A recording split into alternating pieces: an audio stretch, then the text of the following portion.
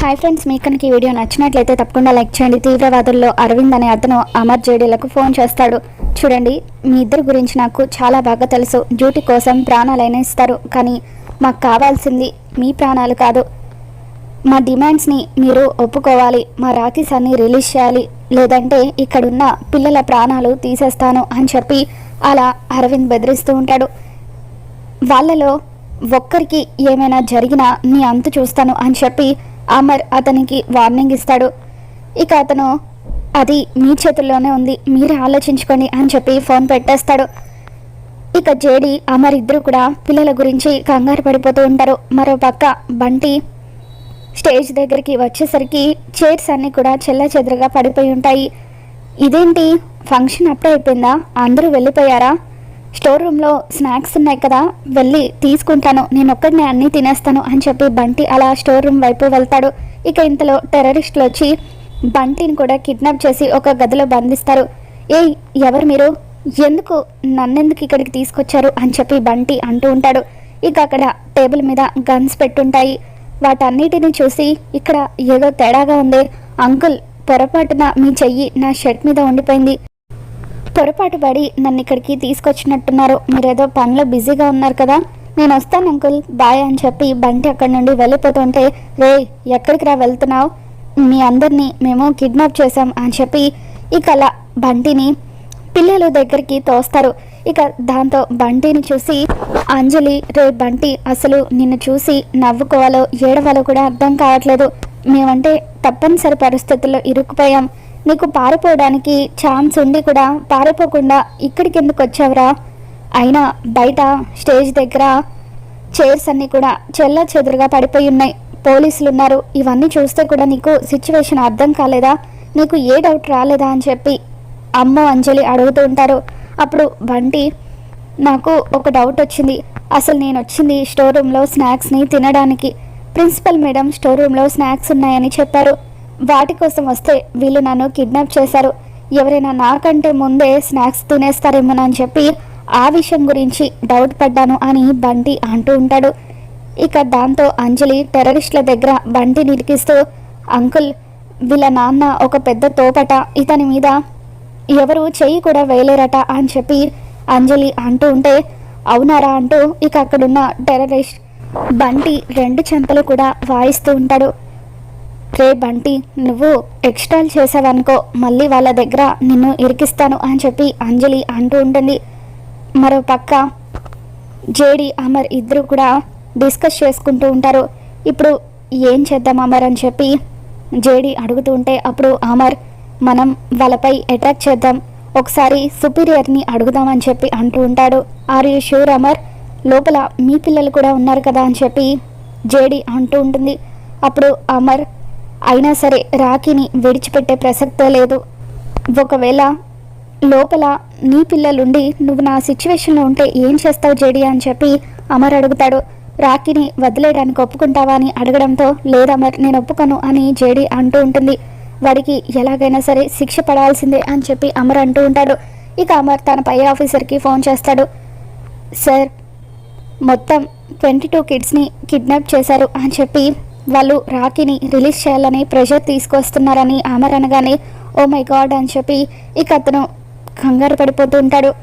సరే అమర్, ఇప్పుడు మన దగ్గర ఉన్నది ఒకే ఒక సొల్యూషన్, అదేంటంటే రాఖీని విడిపించడం. నేను పై అధికారులతో మాట్లాడతాను, రాఖీని అక్కడికి తీసుకురమ్మని చెబుతాను అని అమర్ వాళ్ళ ఆఫీసర్ అంటూ ఉంటాడు.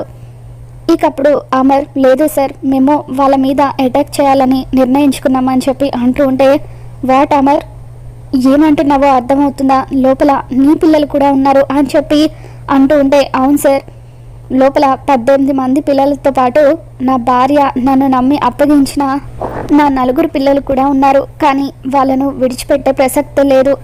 మేము గెలుస్తామని మాకు నమ్మకం ఉంది సార్.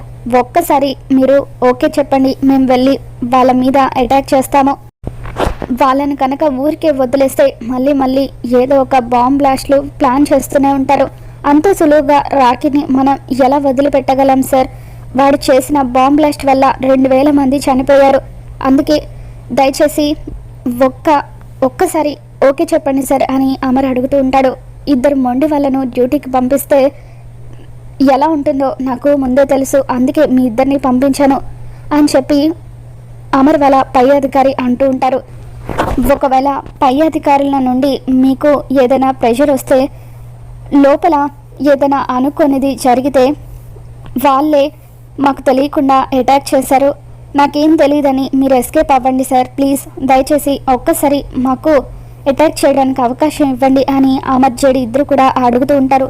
సరే ఓకే క్యారీ ఆన్, కానీ జాగ్రత్త అని చెప్పి ఖచ్చితంగా మీరు ఇందులో గెలుస్తారని నాకు నమ్మకం ఉంది అని అమర్ వాళ్ళ పై అధికారి అంటూ ఉంటాడు.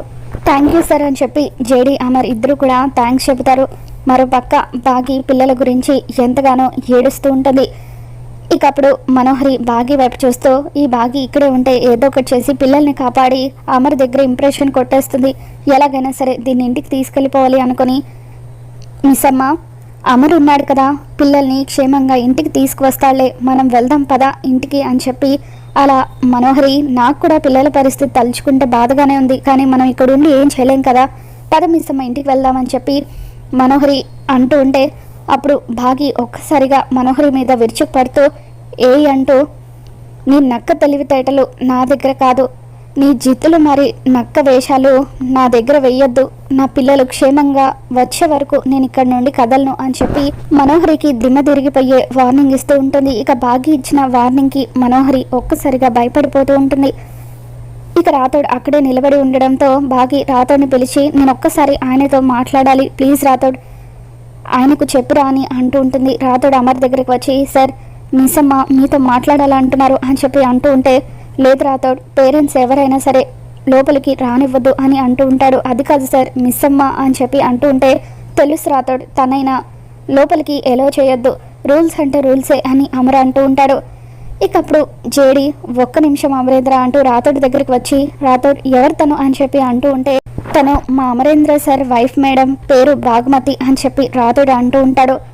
అవునా అని చెప్పి నేను ఒక్కసారి ఆవిడతో మాట్లాడతాను అంటూ ఏడుస్తూ పక్కకు వెళ్ళిపోయిన బాగి దగ్గరికి వచ్చి, hello Bhagamathi, I'm JD, undercover operation అని చెప్పి అంటూ ఉంటుంది. మీరు పిల్లల గురించి ఎంత బాధపడుతున్నారో ఒక ఆడపిల్లగా నేను అర్థం చేసుకోగలను, కానీ ఇప్పుడు మీరు ఆయనతో మాట్లాడడం వల్ల ఆయన మీద ప్రెషర్ ఎక్కువ అవుతుంది, దానివల్ల డ్యూటీ సరిగ్గా చేయలేరు, ప్లీజ్ అండర్స్టాండ్ ద సిచ్యువేషన్ అని చెప్పి అంటూ ఉంటుంది.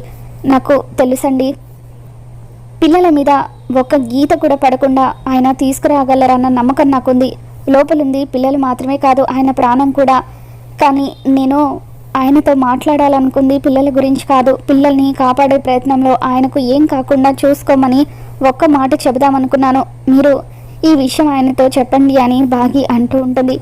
చెప్పడం ఎందుకు, వినేశారు కదా అని చెప్పి జేడి మనసులో అనుకొని ఇక అలా అమర్ వైపు చూస్తూ ఉంటుంది. మీరేం కంగారు పడకండి బాగుమతి గారు, ఇప్పుడు 7:30 వరకు మీ పిల్లలు మీ దగ్గరికి క్షేమంగా వస్తారు, నేను మీకు మాట ఇస్తున్నాను అని చెప్పి బాగికి చెప్పడంతో, చాలా థ్యాంక్స్ అని చెప్పి బాగి అక్కడి నుండి వెళ్ళిపోతుంది. బాగి తన మీద చూపిస్తున్న ప్రేమకు అమర్ కూడా ఎమోషనల్ అవుతాడు.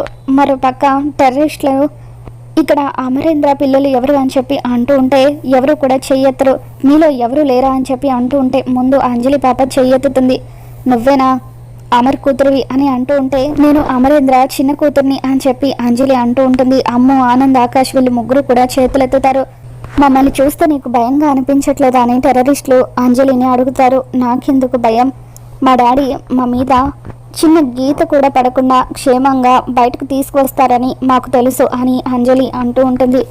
చేతిలో AK-47 గన్ ఉంది, ఇందులో 30 బుల్లెట్లున్నాయి, ఒక్క బుల్లెట్ దిగినా ఏమవుతుందో తెలుసా అని చెప్పి ఆ టెర్రరిస్ట్ అంజలిని బెదిరిస్తూ ఉంటాడు. ఇక దాంతో అంజలి, నువ్వు నన్ను ఏమీ చేయలేవు, ఎందుకంటే మా డాడ్ మా వెనకాల ఉన్నారు, ఖచ్చితంగా ఆయన మమ్మల్ని కాపాడుతారు, నాకు ఆ నమ్మకం ఉంది అని చెప్పి మిమ్మల్ని చూసి నేనెందుకు భయపడాలని ధైర్యంగా మాట్లాడుతూ ఉంటుంది. ఇక ఇంతలో అమర్ అరవింద్కి ఫోన్ చేస్తూ ఉంటాడు. అప్పుడు అరవింద్, నీకు 100 ఏళ్ళ ఆయుష్ అమరేంద్ర, ఇప్పుడే నీ చిన్న కూతురు నేను నీ గురించే మాట్లాడుకుంటున్నాం, మా రాకీ సార్ని వదిలిపెట్టాలి, లేదంటే వీళ్ళందరినీ కూడా చంపేస్తామని అంటూ ఉంటే, మేము మీ డిమాండ్స్కి ఒప్పుకుంటున్నామని చెప్పి జేడి అమర్ ఇద్దరు కూడా చెబుతారు. ఎందుకో మీరు తోక జాడిస్తున్నారేమో అనిపిస్తుంది అని అంటూ ఉంటే, లేదు మరొక 3 గంటల్లో రాకీ ఇక్కడికి వస్తాడు అని చెప్పి జేడి అంటూ ఉంటుంది.